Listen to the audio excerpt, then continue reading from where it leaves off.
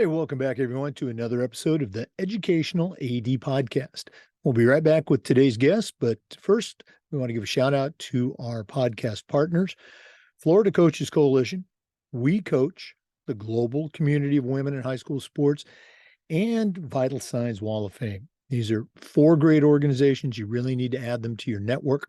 And now, don't hit that fast forward button. Stay with us for about 4 minutes. Listen to our sponsorship shout outs. These are all products that I've used. You should use them too. Here we go.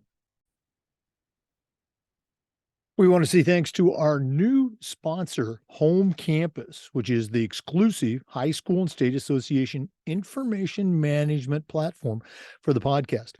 Home Campus is your one-stop platform for scheduling, for student athlete eligibility, for clearance, and for state association connecting, and a whole lot more.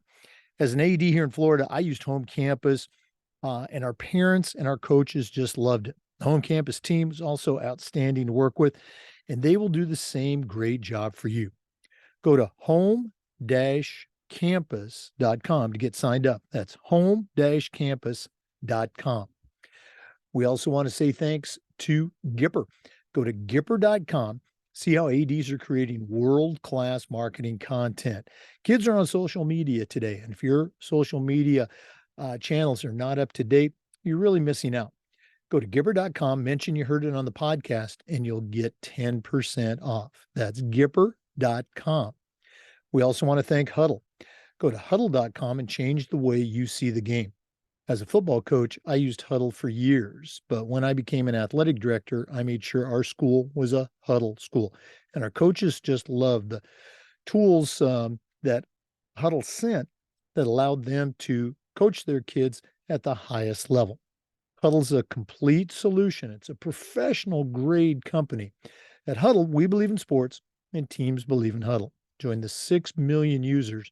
Turn your school into a Huddle school. We also want to thank Snap Mobile.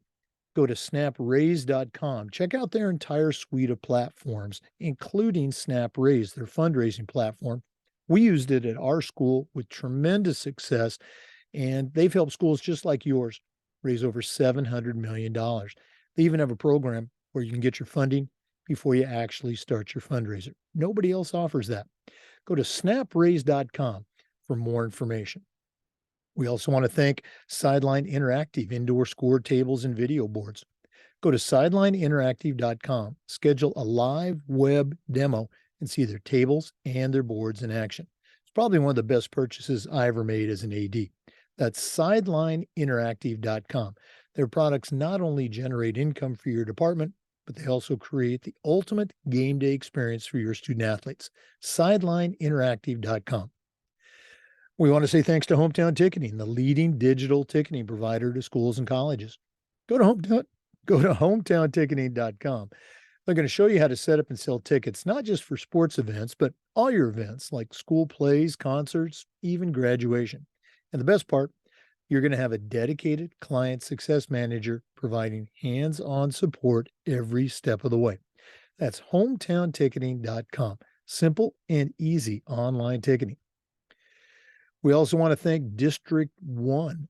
I want you to go to district1.com. That's district with WON on the back end. District 1 is going to provide you with fully custom premium uniforms with on-time delivery in less than 20 business days. And you can also order one at a time pieces, so you'll never need to order a full set just because you have to replace one or two. Stop dealing with late deliveries and go to district1.com. That's WON on the back end. Hit the Team Gear button and get your free quote, district1.com. We also want to say thanks to Wall of Fame by Vital Signs. You know, they're on a mission to bring your school's legacy to life. If you're looking for a really cool way to display your school record boards or your school's Hall of Fame, or simply tell more compelling stories to your stakeholders, go to vitalsignswalloffame.com. Check out their great products. And when you're ready to order, use the link vitalsignswalloffame.com/Jake and you'll get a nice discount. That's Vital Signs Wall of Fame. Check them out today. And we want to say thanks to Athletic Surveys by LifeTrack. Athletic surveys are a quick, easy, and affordable way for you to collect comprehensive data that allows you to evaluate and improve your entire program. Athletic directors typically only hear back from the complainers, the 2% that want to gripe, and we need to hear back from them. But you also need to hear back from the 98% that really love and support your program. And that's where Athletic Surveys comes in. They're going to create a custom survey that allows you to take the pulse of your parents and your student athletes. So go to athleticsurveys.com. Check them out today. That's athleticsurveys.com. Hey, welcome back, everyone, to another episode of the Educational AD Podcast. Regular listeners know that sometimes we do a back to school, a back to college episode, and we're doing that today. Going to be visiting with Mike Matulia. He's the athletic director at Sumter State College, right here in my neck of the woods, Leesburg, Florida. Mike's been there. We're going to hear about his story, but it's a pretty cool story about how he really, developed the program at Lake Sumter. Let's go and meet him. Mike, welcome to the Educational AD Podcast. Thank you for having me. I appreciate it. Oh, you and I were introduced by a mutual friend who's also in athletics, and we always like to let our listeners have a chance to get to know our guests. So give us that bio, where you were born, where you grew up, maybe take us up through your own high school and college years. Then we'll take a break and hear more about your early career. But what's the Mike Matulia origin story? Well, I'm a Cali boy. I was born in California. My father and mom, when they got married, they went out to California. My dad actually played football at Reedley College, and then realized that football was not going to be his forte, so they drove all the way back. So I was born out there in Fresno, California, believe it or not. My sons always give me a hard time because I can't surf a lick, but they both can. So I said, well, it's in the blood, it's in the genes. So that's where I got my start. And then we kind of moved around. My father was in law enforcement. He worked in law enforcement, and then he became kind of what you could call a consultant for the International Association of Chiefs of Police. So we moved around a little bit, but high school years, the majority of those years, I was in right outside of Washington, D.C., Frederick, Maryland. I attended Seneca Valley High School, which is historically been known for a football powerhouse in the state of Maryland. And I played football and also baseball, wrestled a little bit. So that's kind of where I got my start. And then my father, like I said, his job took him to North Carolina. So I don't ever recommend this, but between my junior and senior year, we moved to North Carolina, which was a very traumatic experience for me, not for my brothers and sisters, but your senior year,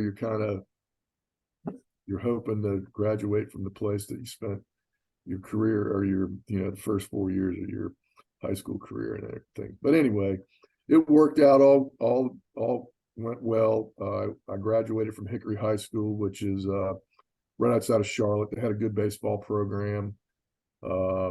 Very competitive in that area. Western North Carolina had some good baseball. From there, I met someone that had played at Hickory High School, that we played some summer ball together, and he attended the Citadel, and I was being recruited by them. I was being recruited by Appalachian State, some of the other schools in the Southern Conference. But anyhow, I never went on a visit to the Citadel, believe it or not. I signed with them, and sight unseen, I just heard the assistant coach said, "Oh, you got to wear a uniform. It's kind of like the military academy. The difference is you have a choice whether to go into the military or not." So anyway, I went to the Citadel, and when I arrived, it was a shock back in the 80s, 79, 80. was my first year. It was a shock to me, but I pretty much grew up in a disciplined atmosphere. One of my, I would say, mentors in high school, Dave Carruthers, was a football coach. He was a defensive coach. And so I learned a lot of things from him. But anyway, throughout my life, having a father in law enforcement, I lived a pretty disciplined life. So we had some good experiences, and I learned a lot, during those days. And then when I attended the Citadel, I would say my first coaching mentor, besides Dave Carruthers, was Chow Port. He's a legend. He passed away several years ago. He's the only coach in the Citadel history to ever take his baseball program to the College World Series, 1990. So that's where I started my baseball career and my career in education. Back in those days, we didn't have sports management and all those fun fields that they have now. It was just strictly health and physical education back then. Mm-hmm. So that's where I got my start. And the Citadel has been historically a very good school in the health and wellness sports management field. A lot of the graduates, get jobs right away because they're, obviously they have discipline. So a lot of high schools are looking for. And I thought I was going to be a high school coach. I really did. I thought that was going to be what I wanted to do. I enjoyed my high school coaches and being around them. And I always kind of watched what they did. And I thought that was going to be it. But when I got to the Citadel, Chow Port kind of took me under his wing.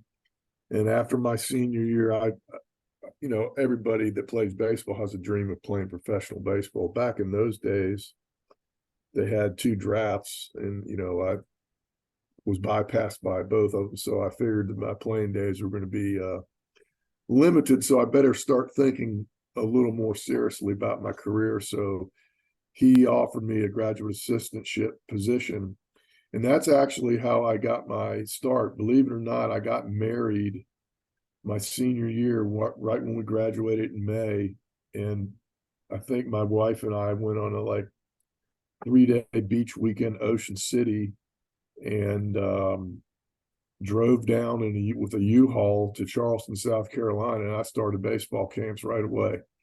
So right in June, I have not even had any coaching experience at all, but I'm already working baseball camps and working with kids and everything.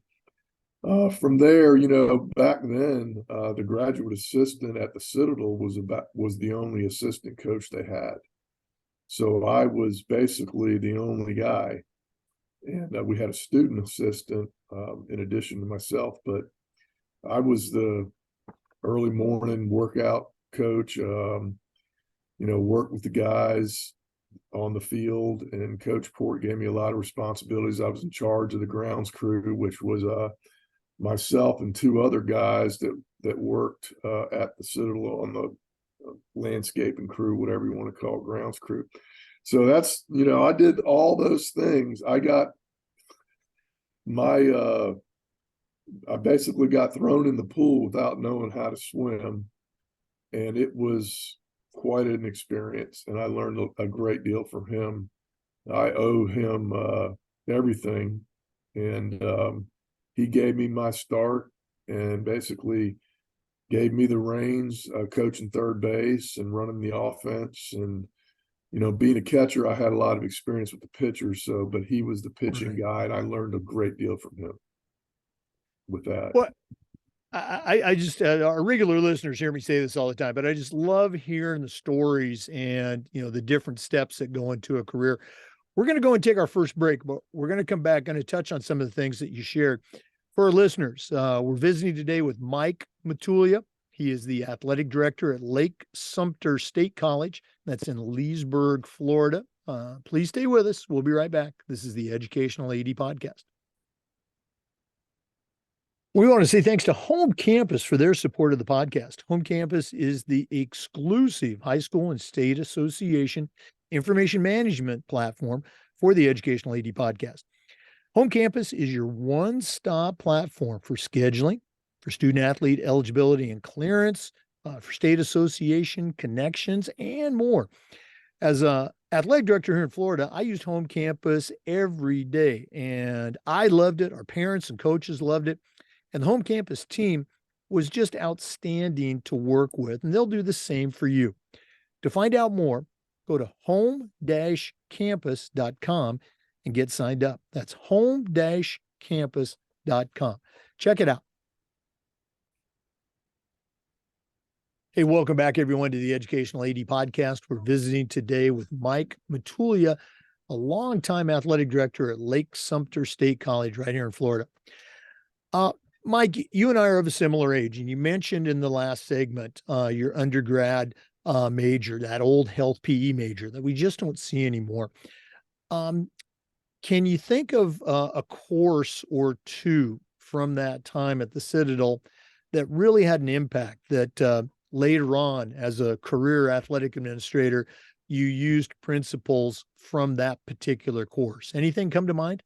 Yeah, well, two specifically. I was gonna I was thinking about back then cardiac rehab was the big back in the 80s, that was the big thing. So I actually had an internship and I worked with the Medical University of South Carolina and a professor at the Citadel.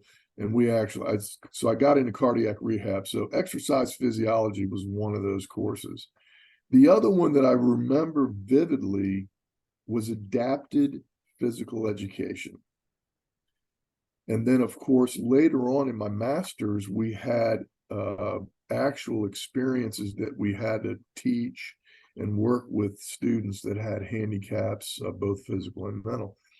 And I thought that those two courses, I think right now, if I look back on it, those two courses were the most meaningful, because exercise physiology, of course, I had to take that in the master's at the master's level as well. After I graduated my undergraduate, I started my master's degree right away.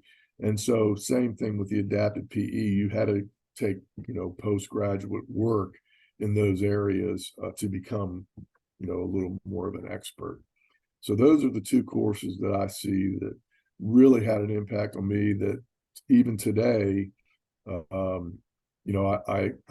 work at really keeping up to date with the nuances of what we're doing right now in the school system and at the college level. Oh, yeah, absolutely. Those pedagogical courses that we took, I just think they're so important for an athletic director to be able to use those types of principles to help their coaches, to coach the coaches, which is what we do. Let's go and jump back to your career. You mentioned you had the opportunity to be a GA right out of college. Take us on that path that has led up to when you became the athletic director at Lake Sumter. What was that like? Well, when you are a graduate assistant, you're not really making any money. So I was married, and so I took on a lot of other responsibilities. I worked in the ticket office. My wife was teaching school. She had an education degree. I worked at home football games, all those things that so it was like I was a jack of all, and really I wasn't really becoming a master of one other than baseball. But when you're trying to coach, and then every evening I would go to my classes, so it was quite an experience. And we had one car, all that business. So from there, I actually took a risk. One of my former assistant coaches when I was playing was an athletic director at Gordon College in Georgia. It was a community college. And he had just taken on the role of being the athletic director. He was the baseball coach. So he called me up and asked me if I wanted to be the baseball coach. I, basically had 1 year of experience under my belt. And, I said, well, how much do they pay? Obviously that was a big deal. So anyhow, I took the plunge 1 year as a graduate assistant. I left that summer after my first year, and I had talked with Port about it, and he said, it's tough business, and you probably need some more experience and all that. Well, I didn't take his advice. So consequently, I was calling him probably once a week when I got this job at Gordon.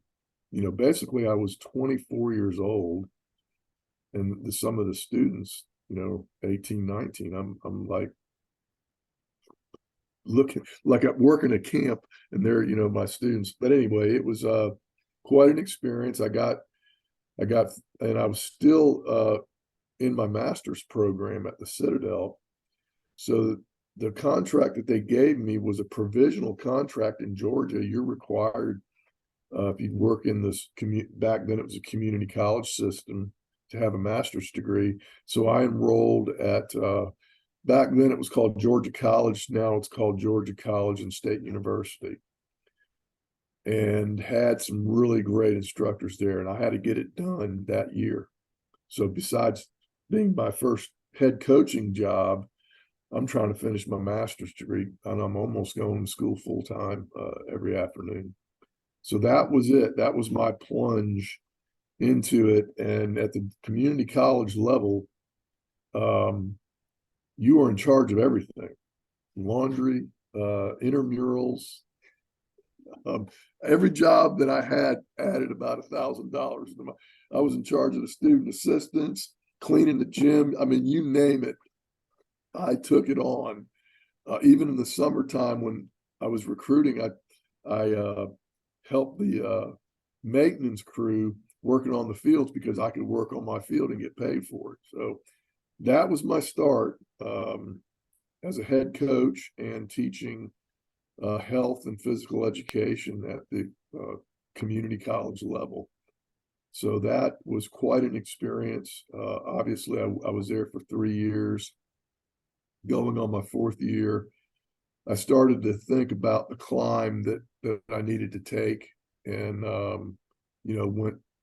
said, well, what's the next place that you as a coach in baseball? Florida. Everybody thought, well, Florida, Texas, those places. So anyhow, applied for a job down there in Fort Myers, Edison Community College. That was what it was named back then. And then now it's Florida Southwestern State College. So I moved into that, and obviously I matured as a teacher. Wasn't quite a professor yet, but as a health and wellness instructor. I taught your normal courses in college back then, health classes, and the methods courses in tennis and golf, and those kind of things. But I really worked with a good group there. They were a little bit older, and they taught me a lot about, this level, that, working at the community college level. So that's where I enjoyed living in Fort Myers, and I lived in Cape Coral. I had 2 sons that, were born during that time. And it was a great place to live. We were close to the beach. They enjoyed going to the beach every Sunday after church. And I mean, it was great. But, I was so that climb, when you're young, you're on that climb and you want to get to another level, and felt like, and Miami-Dade was the largest community, still is the largest community college in the United States. And they always had a great baseball program. And I said, that's where I need to be. If I want to really progress, that's where I need to be. And that move that I made actually changed my entire career, because I worked for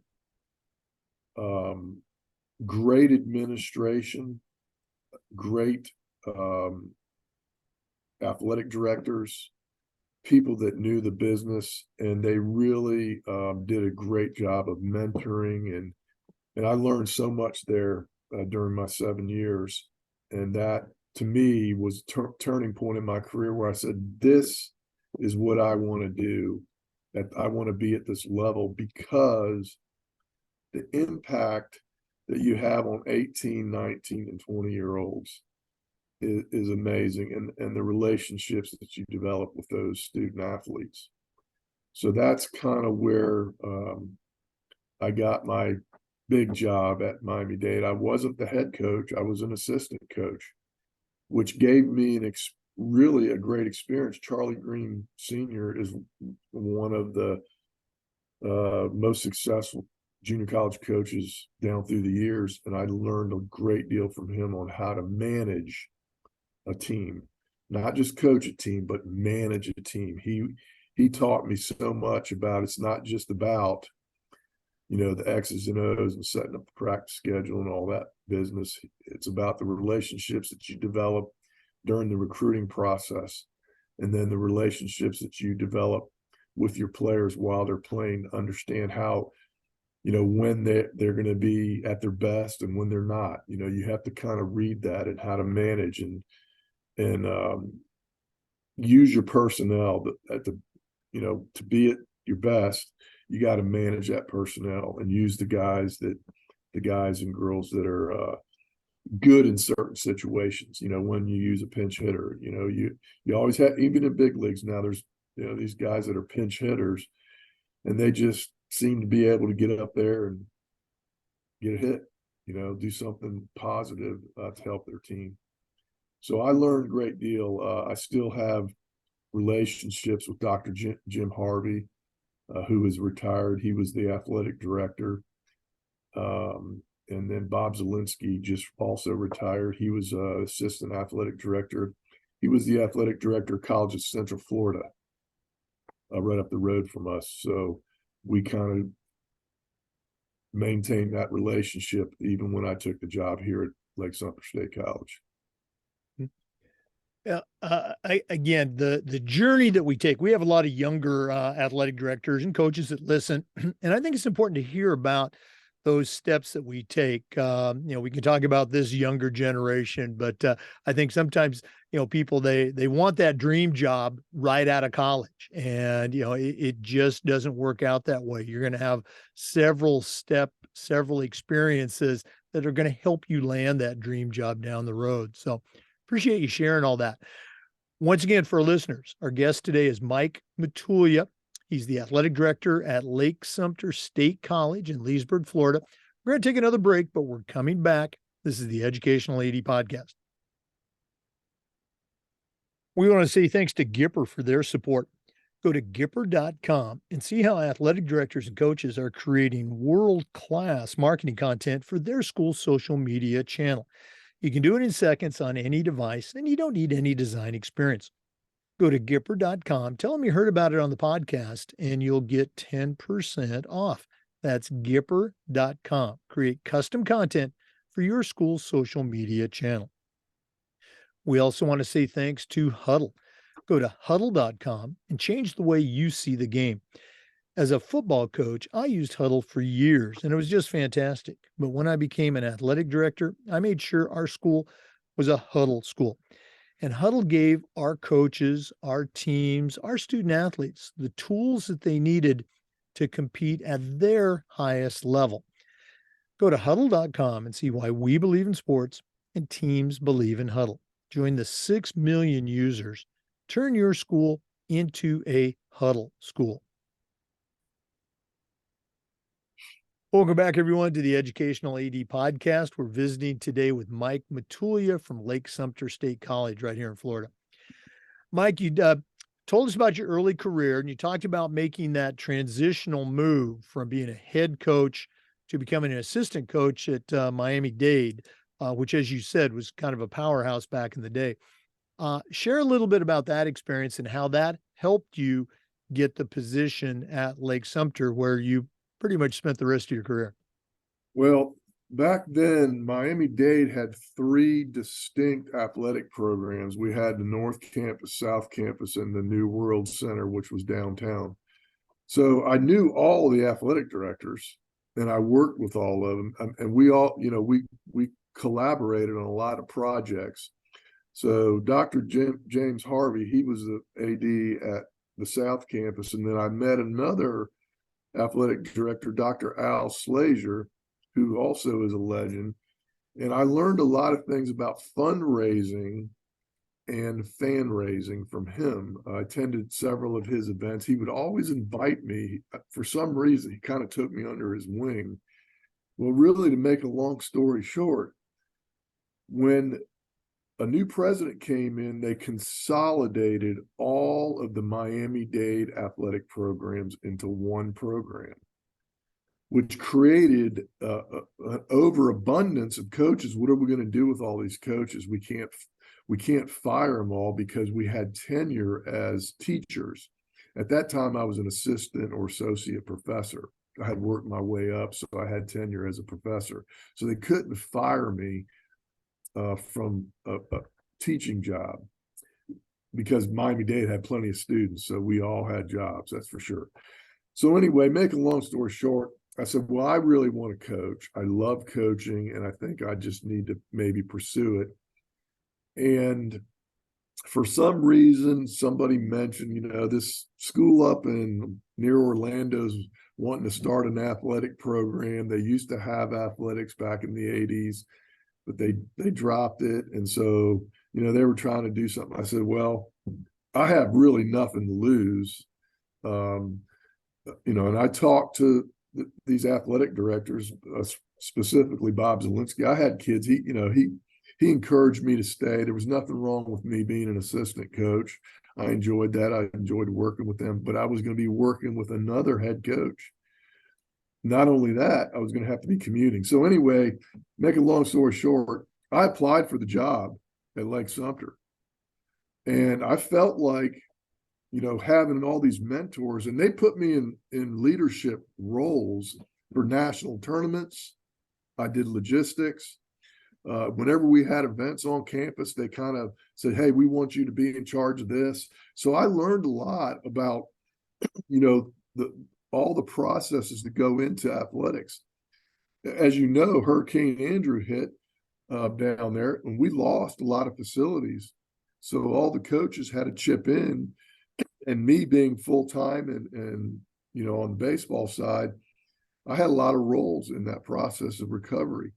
So I felt like my experience, I learned enough, going backwards, being an assistant, working under somebody. I felt like I was ready to move on. So anyway, they're going to start this athletic program. I said, well, how hard could that be? Starting a new athletic program, they got some money. Anyhow, I came for an interview, and Dr. Al Slager, because of that consolidation of the three programs, him and Dr. Harvey both retired from Miami-Dade, and they both moved to Central Florida. So I said, well, I have these two guys still as mentors. I can lean on them. But anyhow, Al Slager actually applied for this job. Dr. Al Slager applied for this job. So when I was in the interview process, the president said to me, do you know Al Slager? And I said, absolutely. I said, he's one of my mentors. And he said, you're the guy for this job. He goes, we offered him the job, but he told us no, because Mike Matulia is the guy that needs to be in this position. So 37 years old, I'm the athletic director at Lake Sumter State College. My only experience with being an athletic director was 1 year at like my fourth year coaching at Gordon. The AD quit, but so this was it. And they offered me the job, and the president said, you have 1 year to get it going, to figure out, to have a plan, to show the board of trustees, this is what's going to happen. If the plan's no good, you got to look for another job. So I'm telling my wife all this, and she's kind of scratching her head. So I says, don't sell the house down in Miami, So I took one of my sons, he was in 8th grade, and I said, well, it's going to work out. I was confident that it was going to work out. So anyway, we came up, my son and I came up here to, he enrolled at Eustis Middle School, and then the other son stayed down there with mom. They were at the same school. So we didn't sell the house. So I had to come up with a whole plan on facilities. The only facility they had was a gym that was pretty old. If you can think about 1970s, that movie Hoosiers. Well, I think they filmed it here, if I'm not mistaken, because our gym looked exactly like that one. When I got here, I says, "Oh boy." So I visited, and I said, "Well, that's a lot of work I got to do, raising money and things like that." I had some experience. I never realized how much work it was. I mean, I was, a father trying to raise a son here, and mom's down there, and I said, I'm working at this pretty much 24/7. But I made, slow progress. I didn't even have an office when I first arrived. I was up in the helping with academic advising for students because I had some experience in that. And then the student activities coordinator quit, so that the dean said, "Well, you're going to be the student activities coordinator also, so we'll give you a little stipend." So I'm like, I'm trying to start an athletic program, and they're making me a student activities coordinator. Now, let me ask you a question there. From the interview and the offer and the acceptance, how long? What was that timeline from accepting the job to first day on the job? Because it couldn't have had to be maybe a couple months. Well, it was. I was up here in May because I was actually up in Kissimmee for the baseball tournament, the state baseball tournament. So I had come over here for an interview. So it was the first or second week of May for my interview. And then I was still under contract with Miami-Dade. Obviously, in Florida, we have July 1 is the fiscal start of the fiscal year, so June 30th. So I had asked both colleges that I finish the fiscal year at Miami-Dade and start the new fiscal year at Lake Sumter. Well, the only problem with that was I was running baseball camps the month of July in Miami, and it, 4 weeks of baseball camp. So I asked if we could start August 1st, which they did. So I basically started on August 1st after the transition, and school was starting about 3 weeks later. So that's how quick it happened. And you just have to hop in the U-Haul and move on. But I didn't have we didn't have to worry about a U-Haul because I was living with somebody up here in Howie, family members that lived in Howie in the hills. So we didn't have to move. We still had our house in Miami, and we're still paying to stay there. So that's what I did. I mean, I talk about a dive. I mean, I took a dive into a pool that was very deep, and I somehow it worked out. It worked out. The process was very lengthy. I met a lot of people. And then, of course, you got to remember, Lake Sumter dropped athletics in the 80s. 1988, they dropped the entire athletic program. So here I am in 1997 trying to start a program. So my first process was to meet the faculty and staff and see who was on my side, because you had let's put it this way. When I walked on campus, not many people stopped to talk to me. When I first was here, I mean, I was like the most wanted person around. They didn't want to talk to me about athletics. It's, I had a lot of naysayers, let's put it that way. And so slowly but surely, I got some people to help. And once I found the right people, some of them are still here today, to help get this going. And figure out the way to do it. The process seemed to work. And I said I told the president, I said, "Look, I don't have a whole year to get this done. I've got to try to get a plan in place before Christmas, because I got to sell my house in Miami, and I still, have half of my family down there." I said, "So my 1 year plan, I'm going to try to do it in 6 months. And he said, that's fine, you know? So I actually did it. Go ahead. I was going to say, we're going to take a quick break here because I want to hear about that plan about, taking a program. Again, they had athletics, but you're going to be taking it basically from zero and coming up with a full-blown college athletic plan. So once again, for our listeners, we're visiting with Mike Matulia. He's a longtime athletic director at Lake Sumter State College. So spoiler alert, the plan worked. But we're going to take another quick break. We'll be back with some more. This is the Educational AD Podcast. We want to say thanks to Snap Mobile for their support. Go to snapraise.com. Check out their entire suite of platforms designed to help you do your job better. There's Snap Connect, Snap Manage, Snap Store, and of course there is Snap Raise, their fundraising platform. We used it at our school. Our coaches loved it. Our parents loved it. And what's more important, it works. Snap Raise has helped schools just like yours raise over $700 million. They even have a program where you can get your funding before you actually start your fundraiser. I don't think anybody else offers that. Go to snapraise.com and check them out today. That's snapraise.com. We also want to say thanks to Sideline Interactive, indoor score tables and video boards.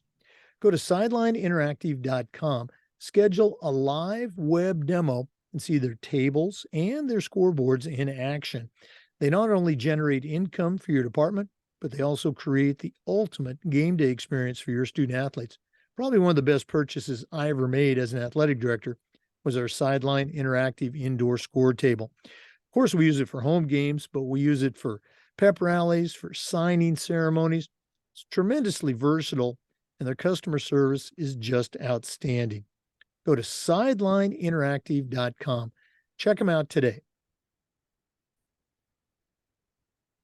Hey, welcome back, everyone, to the Educational AD Podcast. Mike, when we left off, you had just, accepted the job. You'd moved yourself, and you mentioned you brought your younger son with you, and you're tasked with reviving a dormant athletic program that they had canceled maybe 9 years earlier. What were some of the first things that you did? Well, so they wanted to have the plan in place that would show how we're going to finance it. So the state actually gave us some seed money. So once that money was in the budget, that goes into our Fund 1 budget from the state. So we had money to start a program, but it was very limited. And the president gave me basically three things I needed to put in this plan. Number one, I had to be one of the coaches. Number two, we were only going to have 3 sports. And number three was those 3 sports had to have a history of academic success. So I already had, this plan of obviously, so historically in the state of Florida at the state college or community college level, obviously I'm a baseball coach, so baseball was going to be one of those sports. The other thing was I was going to be the only head coach, the only paid head coach. Everybody else is going to be part-time. So now I'm thinking, okay, what sports can we have that, part-time coaches might work? So I figured baseball, softball, and volleyball. Baseball and softball would help us with the equity portion because they're like sports. And because of the equity mix at this college, obviously we needed to have another female sport. So I already knew about equity and how that worked. So I drove up to Tallahassee to meet with equity officers to talk about facility development, being in compliance, staying in compliance, what's important.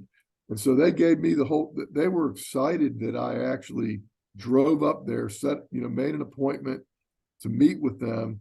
And they basically laid the foundation of what equity is, how am I going to stay in compliance. And so that's why we chose those 3 sports: baseball, softball, and volleyball. We had a gym, so that was something that we already had in place. the baseball and softball, we had no fields. So I went out to the local public, the recreation departments, and there's a field of historic minor league complex field right down the road in Leesburg. So that's where baseball started. And then there was a little softball complex at one of the elementary schools. So I figured the first year, since we don't have fields, that's where those two sports can play. And then volleyball, we would renovate the gym after the first season once we got some funding for that. So that's how it all started. No facilities other than the gymnasium. I had to put up a batting cage on the side of the gym for, baseball and softball to use and things. And that's how we got started. But the plan, once I gave it to the president, I had to go to a board meeting and do my first presentation with all this audio visual. So this was back when, I can't even think of what the platform was back then. But it was on the screen. I had the little projection screen. You put it up. I can't remember what it was called back then. But anyway, I did a presentation and, they asked questions and that's how it all began. And they says, we got the plan. So they accepted it within 6 months. Well, I'm curious, that move to, or that trip up to Tallahassee, what a great idea. From a coaching standpoint, how and who did you get to coach those inaugural teams, in that part-time scenario? That was tough. That was tough because you had they never, this was uncharted waters, where should they have a master's degree? Should they have coaching, all these things. So I had to come up with job descriptions and, we said, okay, well, they need to have graduated from college at least. That was the first thing. So we hired college graduates, and I think one of the coaches had some coaching experience at the high school. Well, both of them had high school coaching experience. So that's how we started. And I was lucky that I had a friend in Miami that I did a lot of, he worked my baseball camps. And so I begged him to come up here to be my assistant coach. I says, because, I'm going to be wearing a lot of hats and I'm going to need somebody that I can really count on and trust. So I got him a public school teaching job right down the road from our college. And so he was my assistant. I think he made $2,000 or something like that was his stipend. I can't remember what it was. I think we paid our head coaches $11,000 back then for being a head coach, and then the assistant coaches was like maybe $4,000. I can't remember back then, but that's how it started out. But the reason for the equity portion to me was nobody really knew about that here. So when I went to the HR director, the assistant director who was in charge of equity, I met with her and I says, look, the only way to do this right is to make sure we're in compliance to start with. How do we, start a program? So she's the one who hooked me up with that contact in Tallahassee. And I actually drove her up there because she knew the ladies that were, up at the Florida State University. They were in the football stadium at the time. That's where their office was, state office. So that's how it all got going. Well, I've been involved in a couple of startup high school programs, and so a little bit of connection, but I just can't imagine all the different pieces of putting that together. For our listeners, we're visiting today with Mike Matulia. He's the athletic director at Lake Sumter State College right here in Leesburg, Florida. We're going to hear more about that process of starting up and creating not just a program, but a highly successful college athletic program. So please stay with us. This is the Educational AD Podcast. We want to say thanks to Hometown Ticketing, the leading digital ticketing provider to schools and colleges. If you go to hometownticketing.com, they're going to show you how to set up and sell your tickets online, not just for athletic events, but things like school plays and concerts, school dances, even graduation. And the best part, Hometown is going to provide you with a dedicated client success manager to give you hands-on support every step of the way. Go to hometownticketing.com and get started. Simple and easy online ticketing. We also want to say thanks to District 1 Team Gear. Go to District 1, that's WON, and you're going to feel like you've won because District 1 offers you fully custom uniforms with on-time delivery in 20 business days or less. And you can also order one at a time replacements, so you'll never have to replace a full set of uniforms when you only need to order one or two. Stop dealing with late deliveries and go to district1.com. That's WON on the back end. Click the Team Gear button for your free quote. That's district1.com. Hey, welcome back, everyone, to the Educational AD Podcast. Mike, you were sharing, some of the interesting challenges that come with starting a program from scratch. Continue with that, and let's talk about the tremendous successes that you've experienced and the program in your time at Lake Sumter. Well, the process, I was in uncharted waters. I didn't know really, but I figured I better get some help. I knew absolutely nothing about major fundraising projects, capital projects. So, I met some people here in the community that had, I met playing golf tournaments. I did whatever event was going on in the community. I tried to participate in it because I said, in order for us to do renovation projects here in the gym, we're going to need some help, not only from the state, but outside. So I had to put together, I went to the county rec department. Back then it was, I think, Parks and Recreation, something like that, Lake County. Met with those people, learned about the grant process of getting money. Back then matching funds was the going thing. If I raised $1,000, the state matched it. So back then it was all matching money. And so the Parks and Recreation, these grants, they knew that there was matching dollars. So if they gave me $50,000, they knew it's a $100,000 project. So that's kind of how we got our facilities going, was with these matching grants. In addition to that, I joined the Rotary Club when I first moved here. And so I had been in the Rotary Club and met some of these, bankers and people that are kind of the shakers and movers of Lake County. And through that process, I met, in the Rotary Club business, you have a speaker that comes, they always invite somebody. Well, at this meeting I was at, a company was starting, a concrete company. Back then it was Florida, I think it was Florida Crushed Stone. It was the name of the big corporation here in our area. And they were going to start a little sub company, and they were going to do this new product called aerated concrete. So if you had a concrete block, the blocks that they had were like, it felt like 5-pounders, and the concrete block was 20 pounds. And they were doing this in schools. They were building schools with this product because it was cheaper.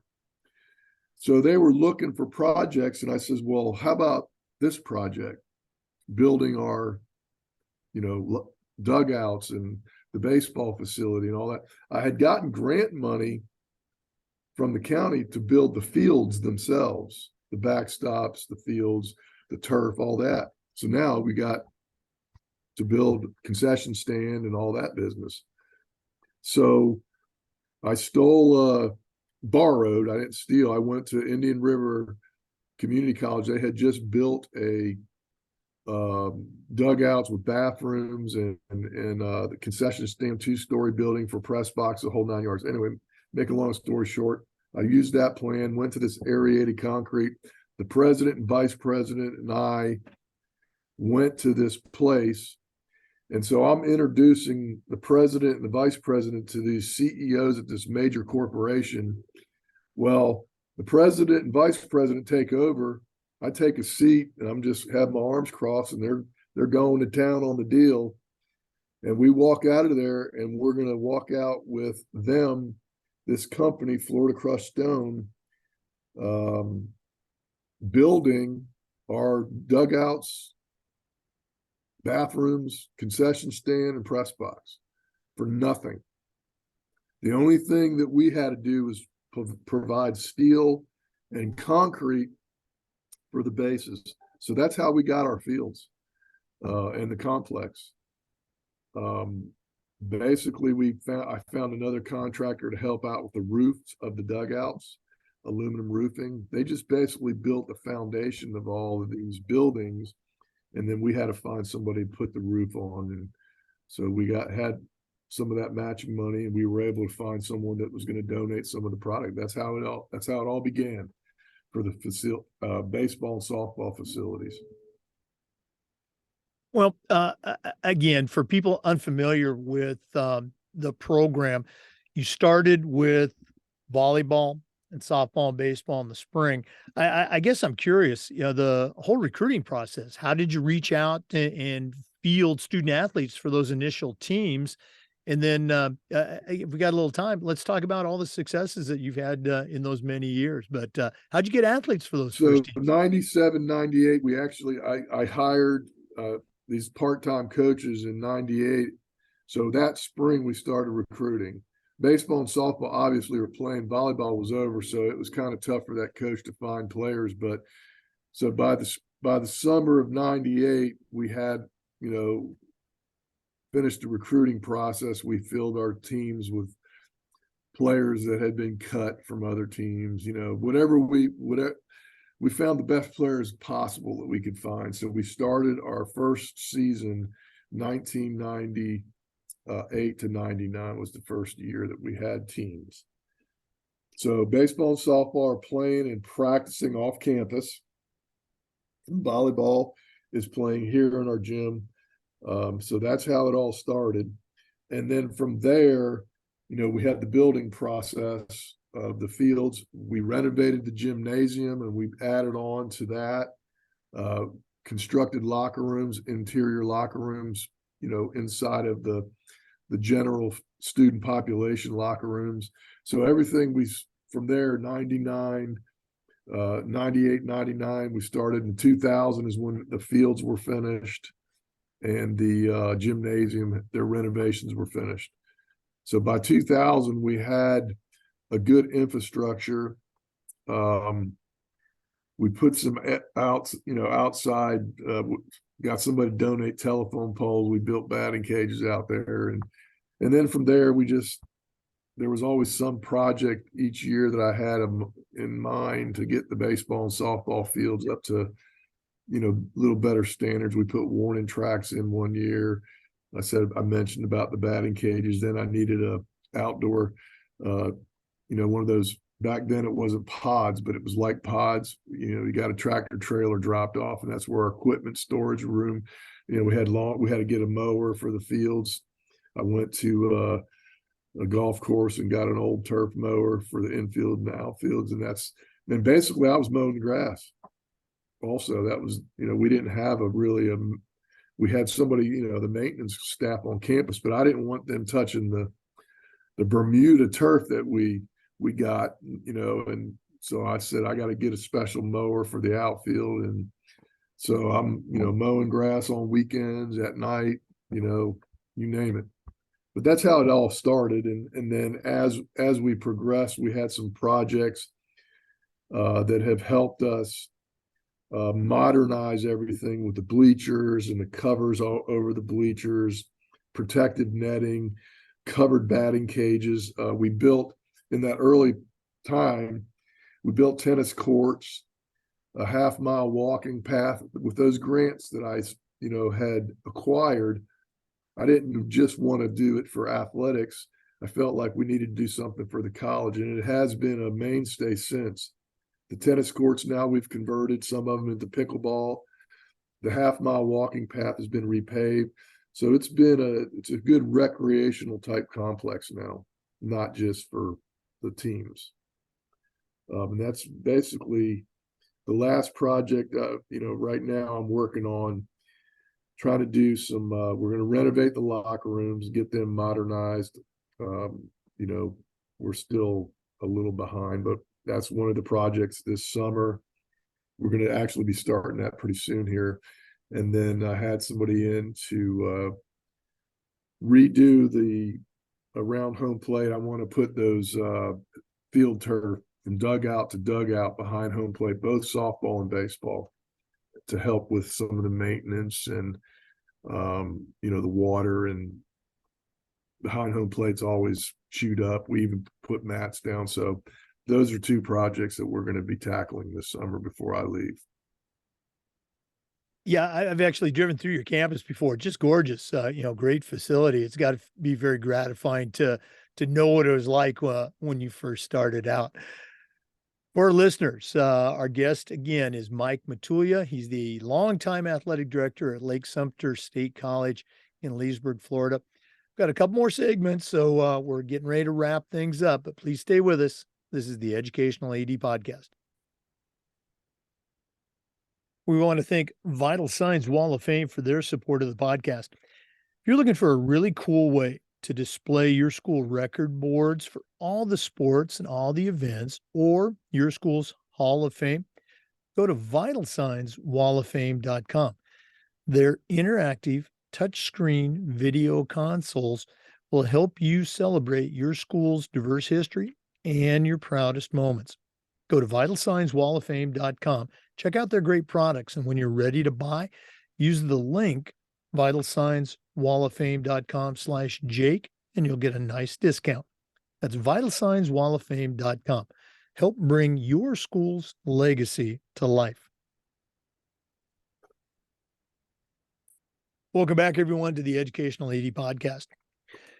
Mike, you took us through those beginning stages, fundraising, breaking ground, hiring coaches, recruiting kids. And now the program is up and not just surviving, it's thriving. Share a little bit about, adding programs, adding teams, and maybe where you think the program is headed in the future. Sure. One thing that I know that the listeners probably are wondering about is athletic trainers. So, an athletic trainer was vital to our program. So for years we had part-time athletic trainer. Once we got moving and we started getting closer, we still have part-time coaches. We have a new president. I said, we got to have a full-time trainer. That to me was the most important thing. You got to have a full-time athletic trainer. So we hired a full-time athletic trainer, and from there, we started having the opportunity to have full-time coaches. And that's when I think our program really took off, around 2006, 2007. It really took off because of that, having a full-time coaches and an athletic trainer. We got a new president in 2016. And the previous presidents were they wanted to keep business as usual. They helped us with the transition from part-time to full-time staff. So that was a plus. So, that was a definite budget item that they took care of. That's why they didn't really want to start any new programs. The new president that I had in 2016 was a former collegiate athlete, ran cross country. So obviously he wanted to start a men's cross country program. I says, we can't do that. We have to start, men's and women's. So he said, fine. So we started men's and women's cross country. And with that in mind, I said, we're going to equity number wise, we're always around that 60-40 threshold, and we got to stay within that. I said, we probably, back in 2016, 17, it was all about enrollment, completion, graduation, all those things. I says, we we can help with that if we had more athletic teams. So that's where it all began. So then we said, I told them with equity, we need to start another female sport. So back 2016, 17, beach volleyball was becoming popular at the NCAA level. So I said, hey, we'll be the first. We can make history by being the first. So I had put up, designed a letter, sent it to the national office. And they said, yeah, not really. We're not really interested. I did it 2016, 2017, 2018. I went to our region representatives of all the state colleges. I said, this is a great sport to have. Equity, it's going to help with equity, and it's cheap because all you need is sand and a net. So that's how beach volleyball started. And we have really have some positive things that have happened, not just at our college, but our region and then at the national level. Beach volleyball now is a sanctioned sport. And we had the first national championship right here in your town, Tavares, this year. So it's a big deal. Yeah, you've seen the beach volleyball really grow at the high school level as well. It's now a sanctioned sport for FHSAA, and other states are picking it up. Mike, looking back at your time at Lake Sumter, what are some of the things that you're most proud of that you can sit back and say, boy, we really did a good job with this? Well, I think that I'm most proud of our graduation rates and our academic success with our student athletes. That was kind of the foundation that I presented back in the 97, 98 year is we want to have successful students first. And then from that, we have to work on recruiting not only the successful student, but the successful athlete in that process.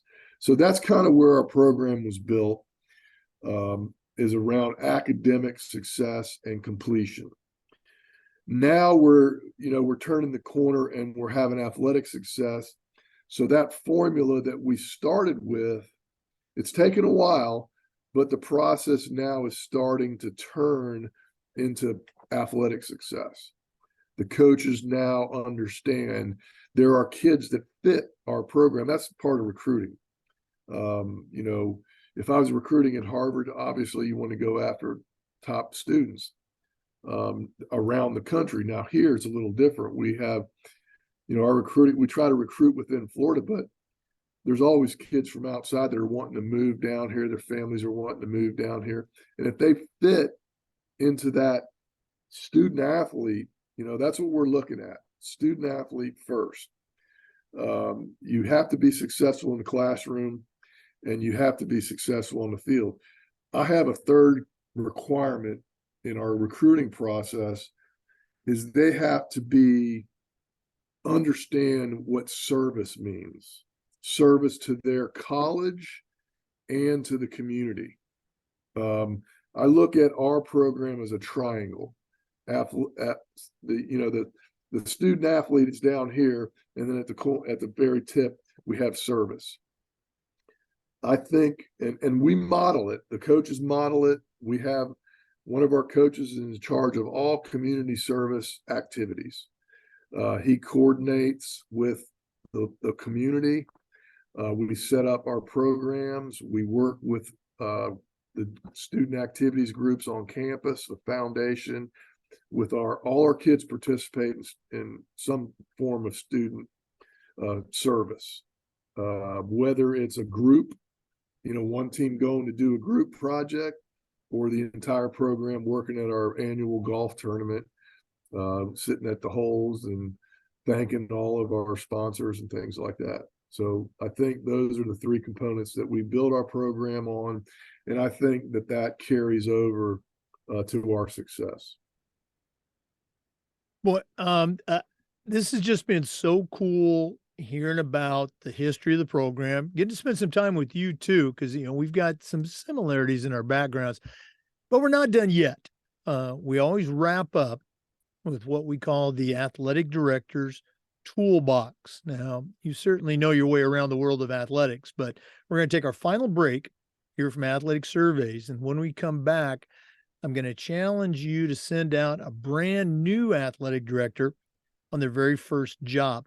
But I'm only going to let you put 3 things in their toolbox. So let's take that final break. And when we come back, we're going to find out what Mike Matulia of Lake Sumter State College is going to put in his athletic director toolbox. We'll be right back. We want to thank Athletic Surveys for sponsoring the AD Toolbox segment of the podcast. Athletic Surveys are a quick, easy, and affordable way for you to collect comprehensive data that allows you to evaluate and improve your entire program.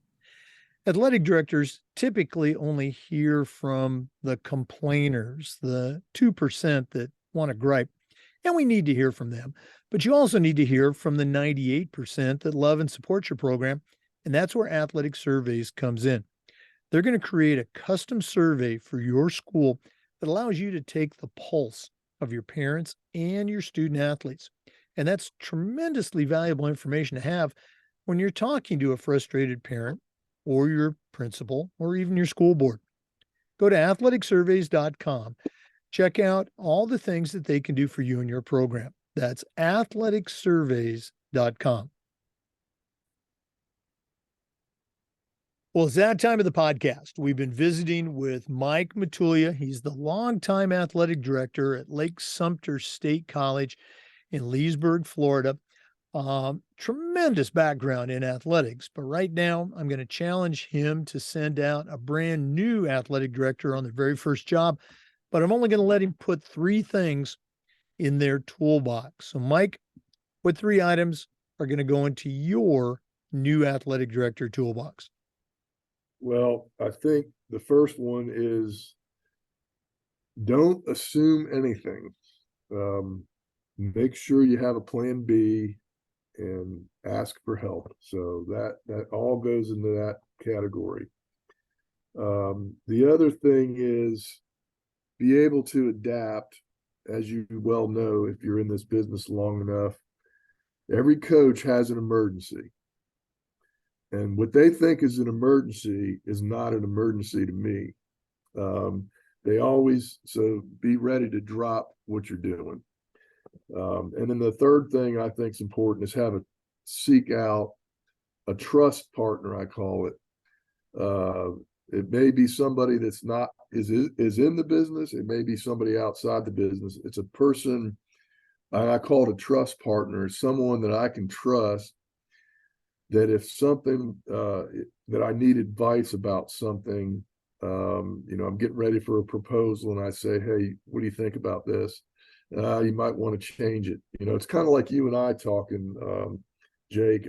I think, if I knew you earlier, with all these tools that you have in the toolbox, I would look to you as a guy that I would ask to be my trust partner, to ask questions and just throw things out and see what you think. So I think those are 3 important things for me.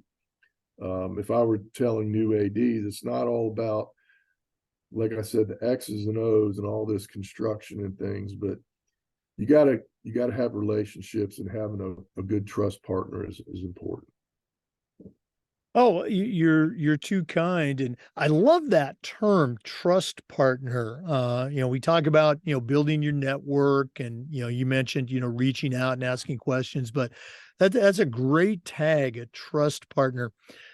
Mike, we should have done this earlier, but if one of our listeners wants to reach out, pick your brain a little bit, maybe find out more about how you built that program at Lake Sumter, what's the best way that they can get a hold of you?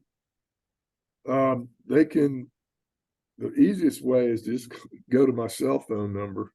I hate to go nationwide, but now everybody knows your numbers. It's my cell number is 352-516-2235. And they can text me. I don't do Facebook a whole lot other than with the grandkids. And then my email address is MATULIAM at iCloud.com. And again, listeners, I think you got a tremendous resource here. Mike Matulia, Lake Sumter State College. Thanks so much for sharing with our listeners today, and all the best moving forward. Thank you, Jake. I appreciate it, and I enjoy your books. Okay. Again, thanks for that. For listeners, we appreciate you tuning in. Remember, we upload our Zoom recordings to the Educational AD Podcast YouTube channel. We do this just about every day with new content, and we do appreciate you listening. Come back next time for another interview on the Educational AD Podcast.